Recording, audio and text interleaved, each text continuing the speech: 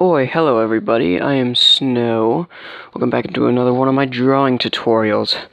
I did one of these just yesterday, and I was covering faces. And while I'm at this, I might as well tell you guys, aren't we all just at that age when we want to name our pencils Charlie? You are now dubbed Charlie. Now let's get on with the whole tutorial thing. So yeah, today I'm going to be tackling eyes. Eyes are a fundamental part of the face, and they can vary just as much as any other part of the body can.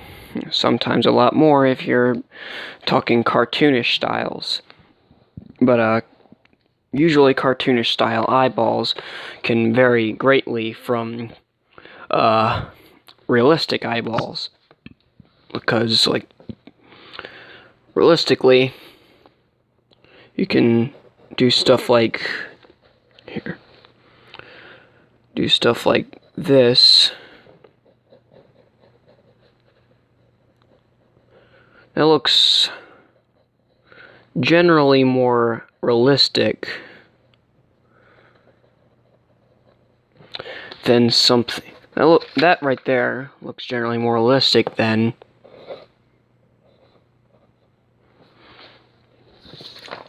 this.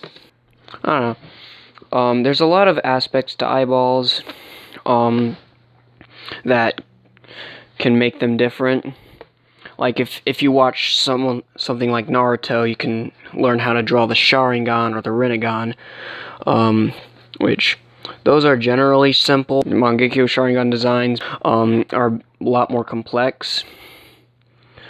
But other than that, they're usually pretty simple. Sorry.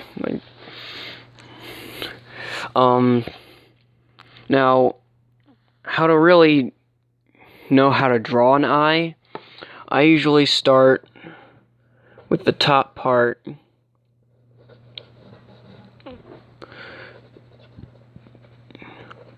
Make sure that the top part is also quite thick.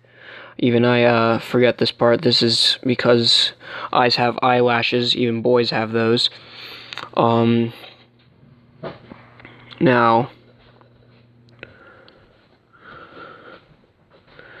then I just go around here.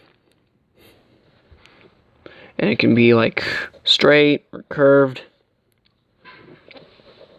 Or like this. Generally eyeballs in cartoons don't have this, but everyone in real life does. I'm not sure what this is called, but it's that little dimple or dimp. Like, let's get this closer. That it's like at the corner of an eye. I'm not sure what its purpose serves. You could probably Google it and find your answer there. But it beats me. But it exists, so it can definitely exist in the art world. Again, usually for beginners, we can start with a simple circle, because that's generally what it is. Usually we'd want to start with a circle before we draw everything else, even though we'd have something like this. But of course, with our handy-dandy eraser, we can completely vanquish that. Now, with just a pencil, we can't really do much for color, but with a certain level of shading, we can make it look like a certain color. This can be interpreted as red or dark blue if you want it to. It's also quite often that eyes have a kind of reflective white disc going on. You can't really see that very well, but that right there. It's barely visible, but that's light reflecting on your eyes, because eyes do reflect light pretty well. Now if you want to talk like anime eyes, like say Zuko Midoriya, Zuko Midoriya has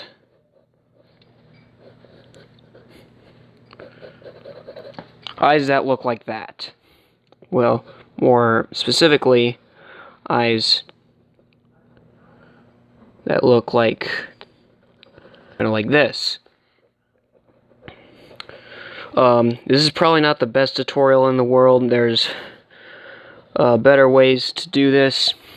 Now, implementing an eye on a face, like let's get ourselves a sample face here. There we go. Usually eyes go a little bit above the middle of the head, somewhere around that area. Eyes are a lot smaller than you may think, for those of you who watch cartoons and stuff like that. But on cartoon standards, yes, the eyeballs are really big. There's also a lot to take in when doing art for eyes, for things, for the eyes. Like, then realizing where the placement is in proportion to everything else on the face, like the nose, like the long part of the nose, like everything else, and also making sure that both the pupils are looking the same way and not doing this weird, like doing this. People make this mistake right here. Also, of course,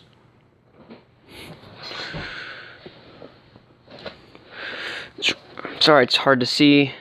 Here, that should help. Okay.